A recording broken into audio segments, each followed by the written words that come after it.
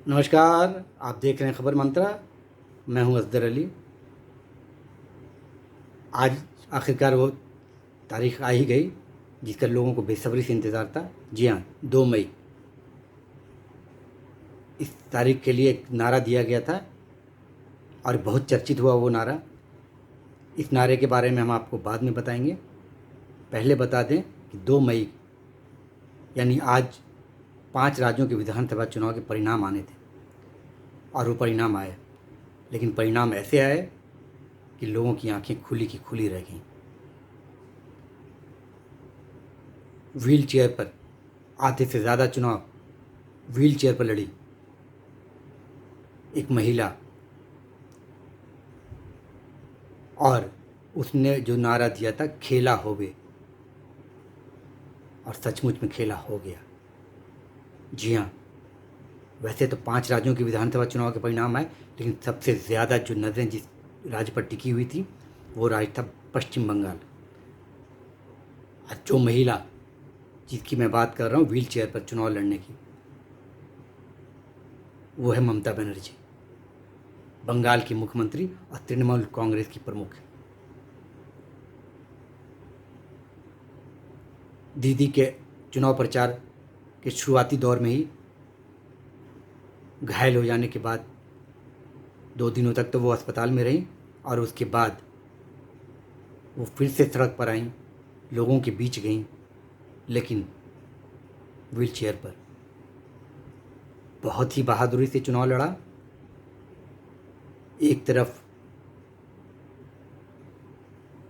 पूरे केंद्र सरकार और दूसरी तरफ बंगाल की ये सरकार जो ममता बनर्जी चला रही थी। केंद्र सरकार की शासित जो पार्टी है भारतीय जनता पार्टी, उसने पूरे दमखम से पश्चिम बंगाल का चुनाव लड़ा और दावा कर रही थी इस बार 200 पार, लेकिन हुआ इसका उल्टा। ये दावा करने वाली पार्टी 100 भी पार नहीं कर पाई, और दूसरी तरफ व्हील चेयर पर चुनाव लड़ने वाली ममता बनर्जी 219 तक पहुंच गई, जो कि पिछली बार की सीट से भी 3 सीटें ज़्यादा हैं।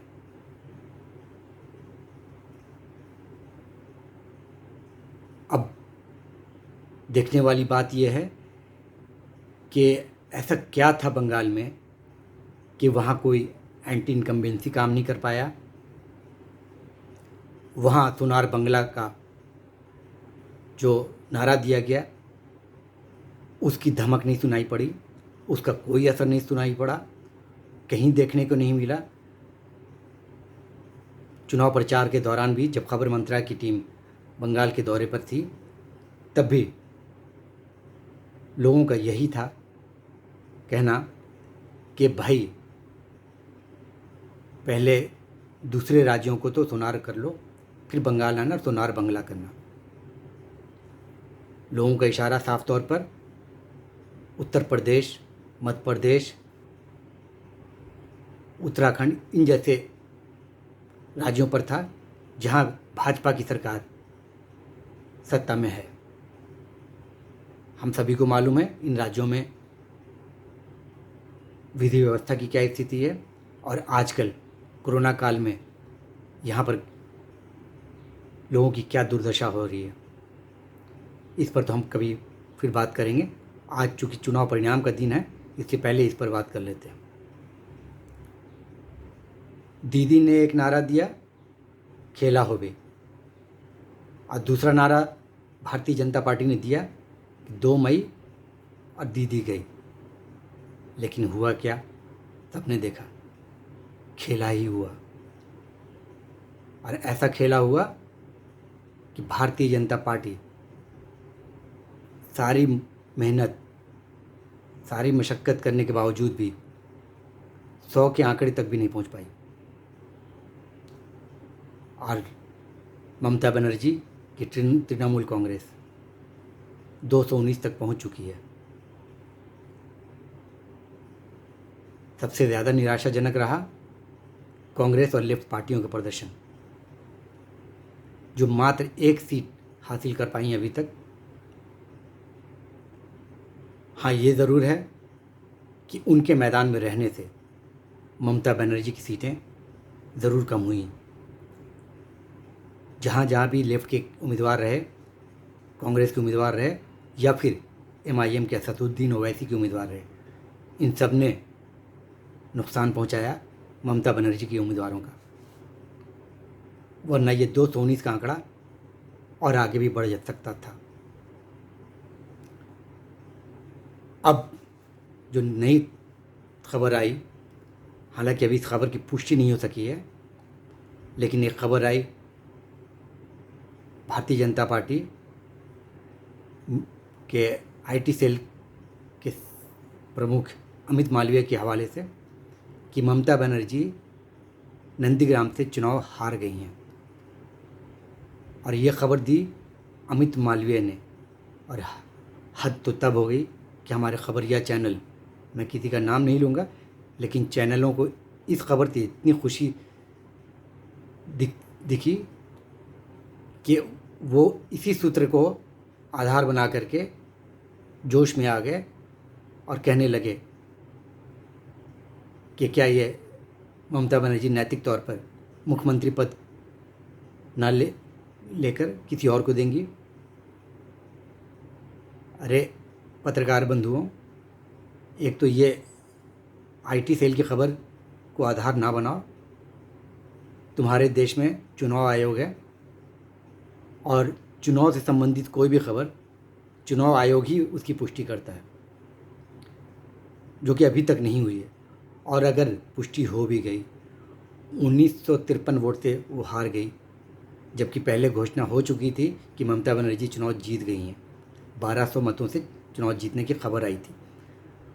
उसके 1 घंटे 1.5 घंटे के बाद ये खबर अभी आ रही है कि 1953 वोटों से शुभेंदु अधिकारी नंदीग्राम से चुनाव जीत गए हैं और ममता बनर्जी हार गई हैं। अगर वो हार भी गई तो अभी सिर्फ 292 सीटों पर चुनाव हुए। 2 सीटें अभी वहाँ और ऐसी हैं जहाँ चुनाव होना बाकी है, जिस पे किसी भी एक सीट पर ममता बनर्जी चुनाव लड़ सकती हैं और आगे सफलता पा भी सकती हैं। 6 महीने के समय उनके पास रहेगा। तो मुख्यमंत्री वो ना बने, सिर्फ ये आप दबाव डाल रहे हो, तो ये तो न्याय नहीं होगा। जिस महिला ने अपने दम पर, अपने अकेले दम पर पूरी पार्टी को ना सिर्फ बहुमत दिलाई बल्कि भारी बहुमत दिलाई और सत्ता तक पहुंचाया, ये उसका अधिकार बनता है कि वो मुख्यमंत्री पद पे खुद विराजमान हो। और बंगाल की जनता भी शायद यही चाहती है। बंगाल की जनता ने सिर्फ दीदी के नाम पर ही तृणमूल कांग्रेस को वोट दिया, लेकिन दीदी का तो नारा सफल हो गया, खेला हो गया। आपके नारे का क्या हुआ? आपने तो कहा था 2 मई और दीदी गई। अरे भाई, दीदी गई नहीं, दीदी ने हैट्रिक लगाई। पिछली बार से भी ज़्यादा सीटें लाई, व्हील चेयर पर चुनाव लड़ा और आपके पति ने छुड़ा दिया। हाँ, तारीफ आपकी भी करनी होगी कि पिछली बार भारतीय जनता पार्टी बंगाल में मात्र 3 सीटें हासिल कर पाई थी और इस बार अभी तक 75 के आंकड़े तक पहुंच चुकी है, लेकिन 100 नहीं पहुंच पाओगे। बहुत मुश्किल हुआ। सारा तंत्र आपने लगा दिया, तरह तरह के हथकंडे अपनाए, बहुत दबाव डाला, तृणमूल के लोगों को परेशान किया गया, उम्मीदवारों को धमकियां तक देने की खबर आई थी, लेकिन वो उम्मीदवार डटे रहे मैदान में और मजबूती के साथ डटे रहे और आज सफलता हासिल कर ली।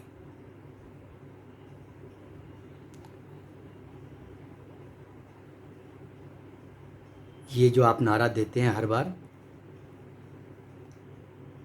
बिहार में आपने नारा दिया था कि अगर आपकी पार्टी सत्ता में आएगी तो आप लोगों को फ्री वैक्सीन दिलाएंगे। आपने अभी तक वो पूरा नहीं किया, तो फिर क्यों लोग आप पर विश्वास करते?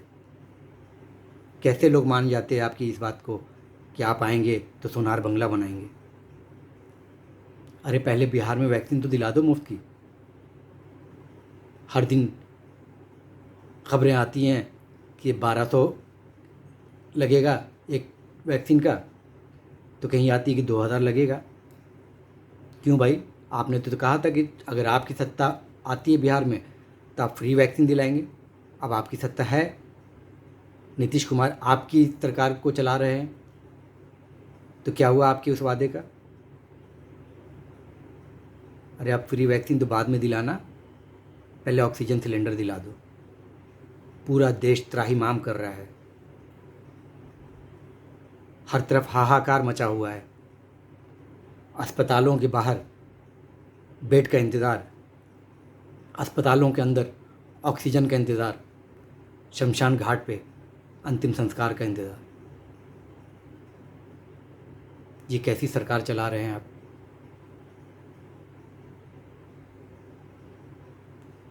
क्या सिर्फ वोट के बदले आप देंगे लोगों को सहूलतें?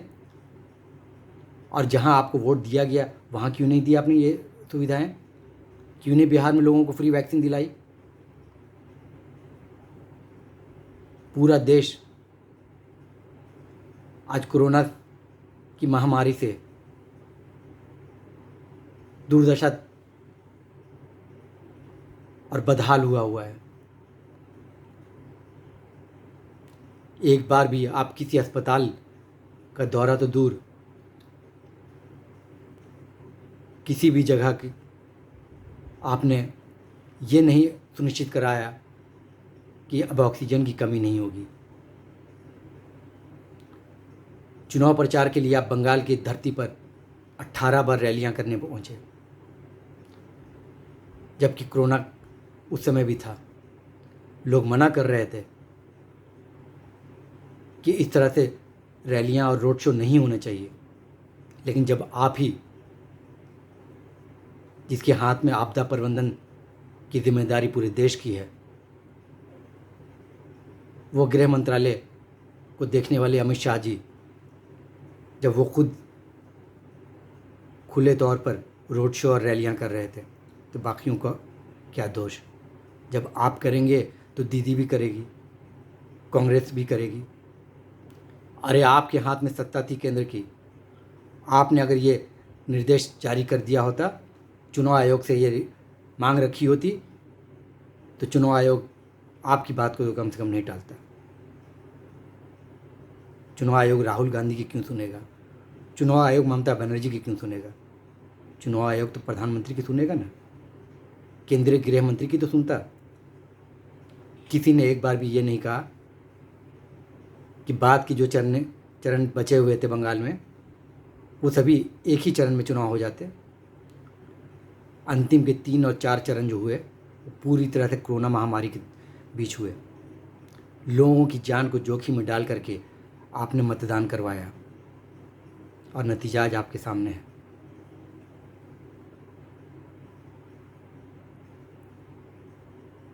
अब वो जनता नहीं है। अब देश की जनता को बेवकूफ़ नहीं बनाया जा सकता। अब तो कम से कम न्याय करिए।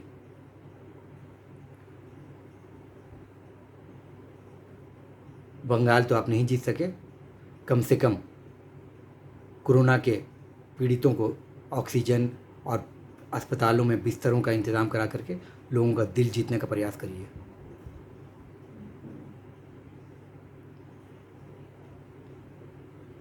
आज ये समय नहीं है कि ज़्यादा राजनीति पर बात करें,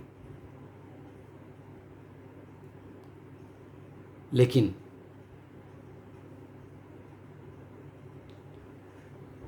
कम से कम अब तो गंभीर हो जाइए, लोगों की जान की परवाह करिए। ये जिम्मेदारी राज्य सरकारों की भी है और केंद्र सरकार की भी। ऑक्सीजन जैसी चीज़ें अगर आप मुहैया नहीं करा पा रहे हैं तो फिर क्या करेंगे आप?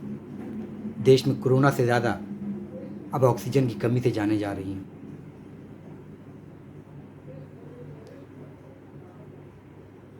इसलिए अब कम से कम आप इस बात से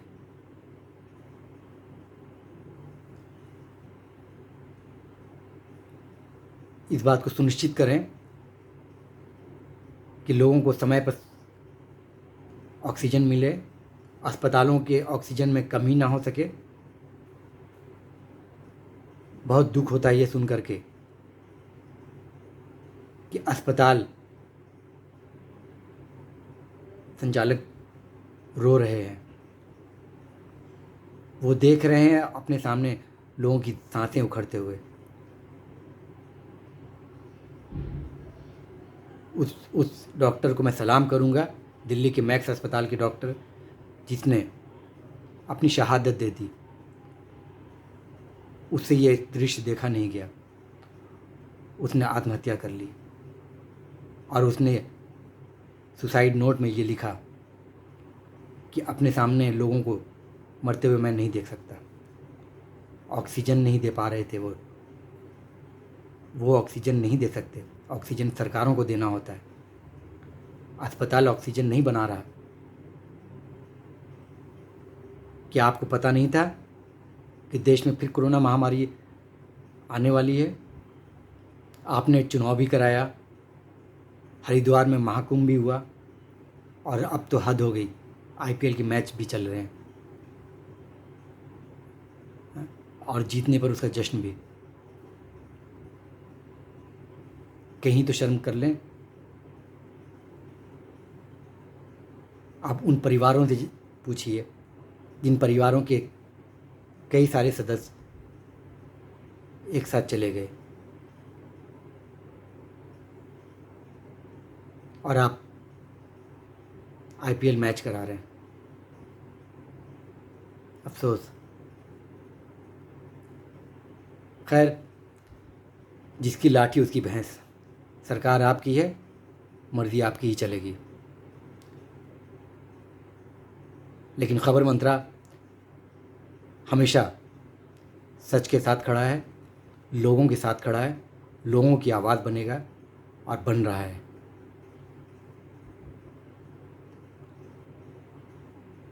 और लोगों की आवाज़ आप दबा नहीं सकते। और ये पश्चिम बंगाल, तमिलनाडु और केरल में आपने देख लिया। बहुत मुश्किल से आप असम जीत पाए और पुडुचेरी, लेकिन बड़े राज्य बंगाल, तमिलनाडु आप हार गए।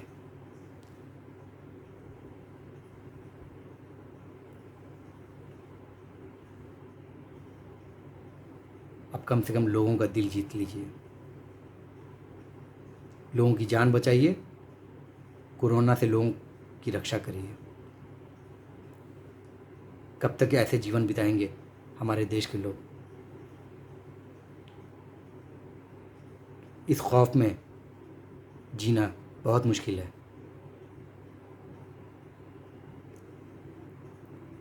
बाप अगर घर में है तो बेटा ऑक्सीजन सिलेंडर की लाइन में लगा हुआ है। उस बेटे को बाप के साथ होना चाहिए, लेकिन वो हो करके भी क्या करेगा अगर वो ऑक्सीजन नहीं ला पाया?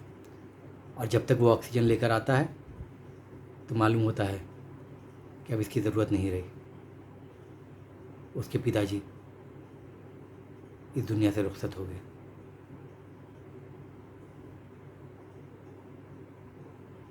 अब ये दृश्य